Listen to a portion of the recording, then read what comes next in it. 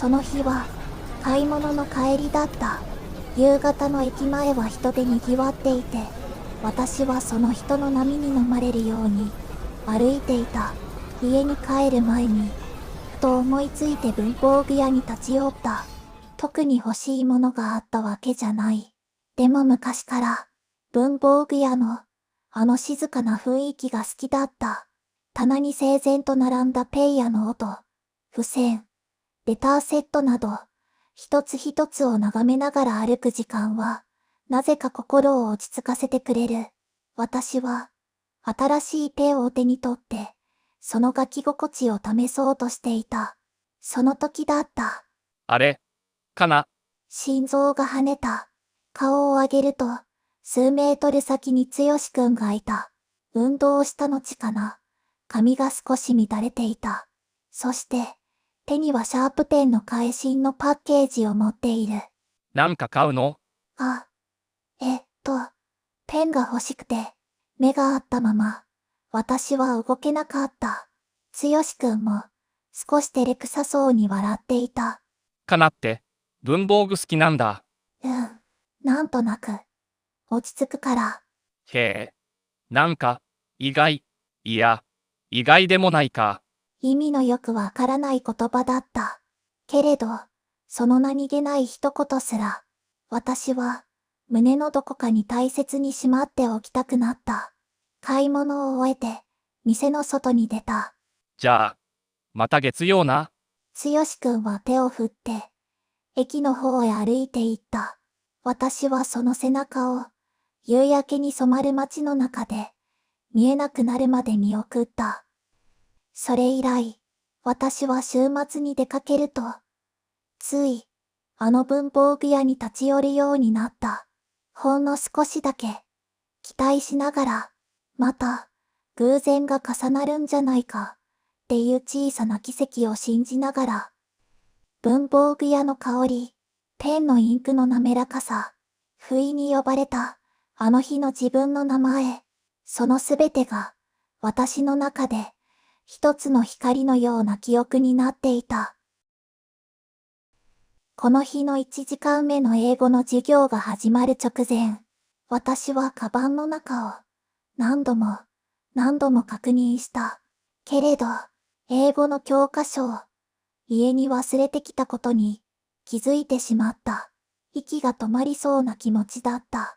英語の先生はちょっと厳しい。特に遅刻や忘れ物には容赦がなくて、教科書を忘れた生徒には決まって、教室の後ろに立ちなさい、と命じる。私は椅子に座ったまま、顔を伏せた。脈は速くなり、指先が冷たくなっていく。どうしよう。小さくつぶやいた。その時だった。背後から、そっと一冊の教科書が差し出された。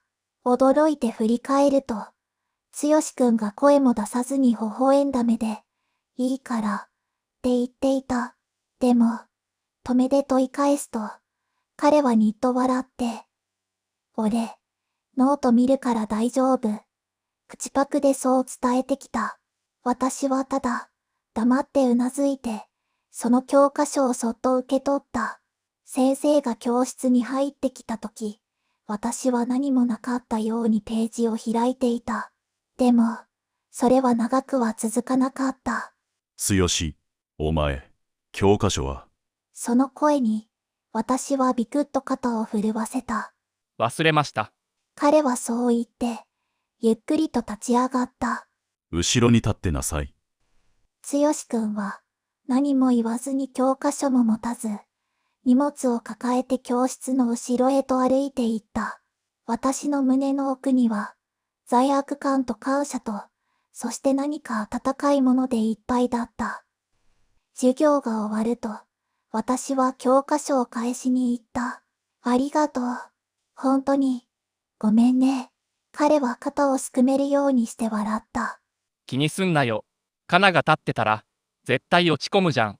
その一言に、胸がぎゅっと締め付けられた。彼はただ優しいだけじゃない。人の気持ちを、ちゃんと見てくれる人なんだ。そう思った。泣きそうになるのをこらえて、私は小さく笑った。剛くんはふざけたような顔で、てか、俺の点数下がったら、今度なんかおごってよな。と笑ってみせた。私は、うなずくことしかできなかった。夏が近づくにつれ、教室の空気もどこかだるさを帯びてきた。窓の外では、早くもセミが鳴き始めている。昼休みの教室には、緩やかな、ぼんやりとした空気が漂っていた。私は腕時計をちらりと見て、午後の授業の準備をしていた。その時、背後から声が飛んできた。かな、今って何時？俺、腕時計してないんだよ。私は左腕に視線を落とし、答えようとした瞬間、ちょっと見せて。そう言って、剛くんは私の手首を不意に軽く取った。彼の指先が、私の手首の内側に触れる。あと10分くらいあるな。サンキュー。剛くんはあっけらかんと笑って、手を離す。それは彼にとって、ただの何気ない仕草だったかもしれない。でも私には、まるで世界の時間が一瞬止まったように感じられた。こんな日もあった。体育の後、教室に戻ってきた剛くんが、汗を拭きながらつぶやいた。はあ、喉乾いた。なあ、かな、それ、何飲んでんの？へえ。あ、これ、レモンソーダ。彼はしばらく、じっと私の手元を見つめていたかと思うと、さらりと口にした。一口ちょうだい。戸惑う私に、彼は笑いながら続ける。別に風邪とかひいてねえし、大丈夫。ね、冗談めいた口調だったけれど、その目はまっすぐ、こちらを見ていた。私は、恥ずかしさで顔が真っ赤になりながらも、恐る恐る、レモンソーダのボトルを差し出した。ありがとう。うまい。てか、かなって甘党だよな。こんな風に、彼は時々、不意に私との距離感を崩してくる。彼にとっては、ただの仲のいいクラスメイトなのかもしれない。けれど私にとっては、その度に心が大きく揺れていた。触れられた手首、名前を呼ばれた声、あの目の奥に、一瞬だけ映る私への優しさ、それらの全部が、私の中で、静かにでも確かに、積もっていった。好き、って気持ちは、声に出さなくても育っていく。